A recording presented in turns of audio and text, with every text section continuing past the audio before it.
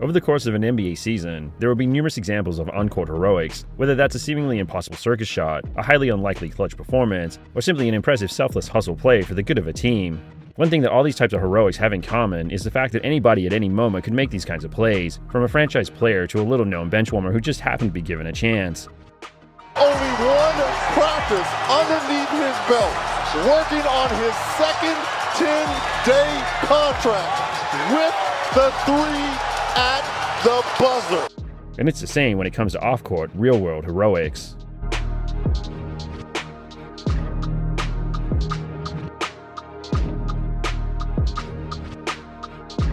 There have been a number of NBA players whose once promising careers were cut way too short due to injury. One player who could have been an all-time great was Brandon Roy.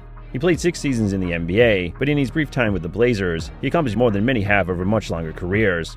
After taking home the 2007 Rookie of the Year award, he was a 3-time All-Star and in the face of Portland. Ultimately, Roy was forced to retire at the age of just 28 due to knee issues, despite repeated attempts at a comeback. In April 2017, Roy faced a different kind of adversity after he was shot in the leg. The injury occurred when Roy was shielding children from gunfire outside his grandmother's house in South California. Roy had been an innocent bystander at a gathering outside the Los Angeles area home when 2 people opened fire randomly. Roy flew in from Seattle, where he lives, to visit his grandmother and his numerous nieces and nephews. They had a barbecue. They set up a basketball hoop in the middle of the street. The crowd, adults and children, numbered about 20, I was told. According to the family, around 8:30, a car parked at the end of the block and 2 men got out, walked up, and without saying a word, opened fire into the crowd. And when the shots rang out, Roy, who was standing right next to his 6-year-old niece, grabbed her, put her in a bear hug right about where I'm standing, wrapped his arms around her, and threw her to the ground right here, and laid on top of her. He took 2 bullets, one in the upper thigh, the back of his leg, one in the lower thigh. Ultimately, Roy was one of 4 people who suffered non-life-threatening injuries. At the time, Roy had seemingly just gotten his life back on track after his truncated basketball career. He had returned to the game as the coach of Nathan Hale High School and led the Raiders to a perfect season. Hale captured a state title and the nation's #1 team ranking as Roy took home Naismith High School Coach of the Year honors, and the team's star player Michael Porter Jr. was named Naismith High School Player of the Year. Fortunately, Roy eventually made a full recovery. His quick actions undoubtedly saved the life of his niece. He took 2 bullets for her.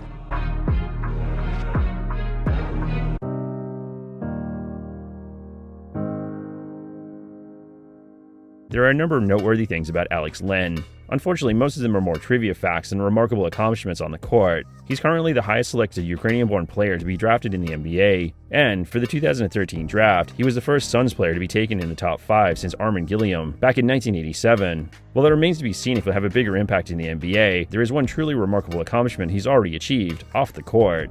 In April 2016, Len saved a friend, John Johnson, from drowning. Len and a group of friends were on vacation in the Dominican Republic. The group were staying at the Hard Rock Hotel and Casino near Punta Cana and went to a nearby private beach. Len went for a swim first and immediately realized the water was dangerous. He warned Johnson, but Johnson still went into the water. After diving into multiple waves, Johnson suddenly couldn't see the sand beneath his feet anymore. He tried to swim back to the beach, but his efforts were in vain. Johnson called for help. Initially, Len thought his friend was just joking, but soon realized that he was serious, as the waves pummeled him underwater repeatedly. Without hesitation, Len sprinted into the sea to save his friend. By the time Len got to Johnson, his friend was only semi-conscious. Fortunately, swimming was part of Len's workout routine, which often involved him swimming non-stop for as much as 90 minutes at a time. As Len kept Johnson safe, the waves washed the 2 towards a public beach, where a lifeguard saw them. The lifeguard gave Johnson a floating device with an attached rope, but the lifeguard then struggled to pull Johnson to safety while staying afloat himself. Len then grabbed the rope and swam towards the shore, dragging both Johnson and the lifeguard behind him. Unable to swim against the tide, Len instead repeatedly went underwater, then propelled himself forward off the seabed. Eventually, Len could stand with his head above water and walk the pair into the beach. All up, the rescue lasted 10 minutes. Later, Len was told that if he hadn't been so tall, both he and Johnson would have died. Johnson knew Len because he ran a non-profit organization, the Game Time Foundation, which worked with NBA players on charitable endeavors. Johnson said the ordeal made him more focused on his work to assist disadvantaged children. Ultimately, it was Johnson, not Len, who wanted to make the story public so that fans would know what kind of person they were supporting when they supported Len.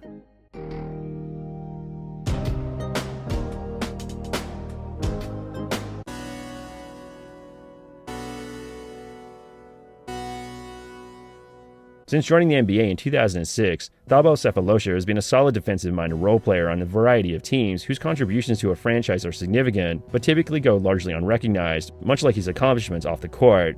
In September 2017, Sefolosha helped save a woman from drowning in a river. He and his family were rafting down the Provo River when he noticed a woman struggling against the current. The woman, Laurie Clark, had been floating on the river in a tube when she hit a boulder, which flipped her over.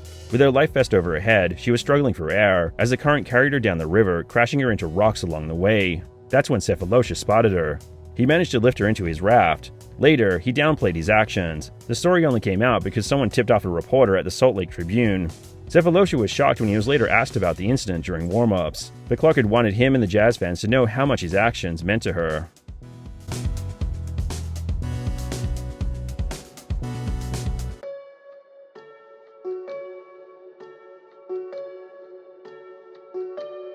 Finally, after years of struggle with the Grizzlies, Marc Gasol eventually became an NBA champion with the Raptors for the 2019 NBA Finals. The ring was well-deserved, given his talents. However, while it's one of his many great accomplishments, it's far from his greatest. During off-seasons, NBA players typically spend their time with their families and friends on vacation. But for the 2018 off-season, Gasol spent his time away from the game in a very unusual way. Gasol joined Proactiva Open Arms, a Spanish non-government organization that rescues refugees attempting to escape wars, persecution, and poverty. And in July 2018, while with the organization, Gasol helped save the life of an African migrant who nearly drowned in the Mediterranean Sea. Open Arms intercepted a call between a Libyan parole ship and a merchant, learning that 3 people were left behind after a boat was destroyed. Gasol helped save a Cameroon woman who had been drifting in the water for 48 hours, clinging to a piece of wood. The woman, Josefa, had survived a shipwreck that occurred roughly 90 miles off the Libyan coast. Tragically, in addition to Josefa, the bodies of 2 others were recovered, including a toddler. Gasol said he would never forget the feeling of pulling the body of a small child from the water. At first, Gasol was hesitant to publicize his humanitarian work. However, after experiencing the horrors of the rescue mission, he decided to use his platform.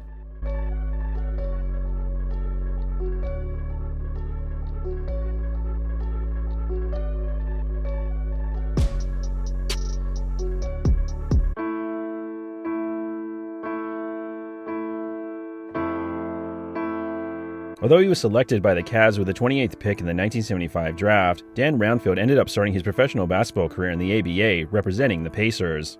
After the ABA and the NBA merged in 1976, Roundfield bounced around the league throughout his 12-year NBA career. As a player, he was a 3-time All-Star, known for his tenacious defense and his strong rebounding skills. In May 2016, Roundfield and his wife Bernie were vacationing off the southeastern tip of the Caribbean island of Aruba when tragedy struck, as the two were caught in rough water beyond a protected reef area.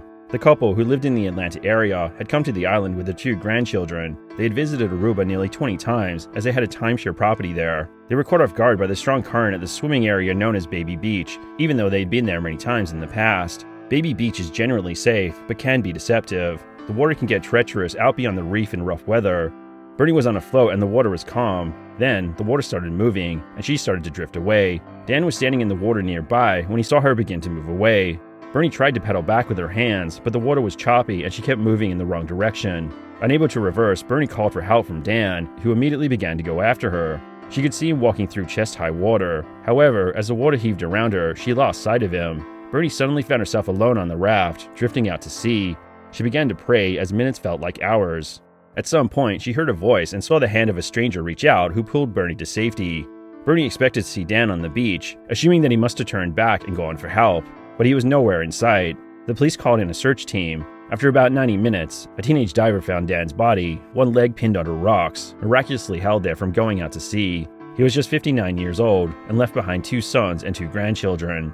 Before the incident, there had been previous accidents and a couple of drowning cases at Baby Beach, which at the time had no lifeguard, rope lines, or warning signs. The makeup of the beach was that there was a shallow area of water that was protected from the unpredictable Caribbean waters by a reef and rock formation, which is where Dan and his wife were. Locals often tried to warn tourists of the imaginary line, 2 or 3 meters wide between the calm water and where it could become dangerous. Bernie and Dan knew about the ground rules of the Baby Beach. It was theorized that Bernie's raft had unknowingly drifted too close to the invisible and sometimes shifting boundary. Sadly, despite knowing the danger and taking precautions, the incident was unavoidable.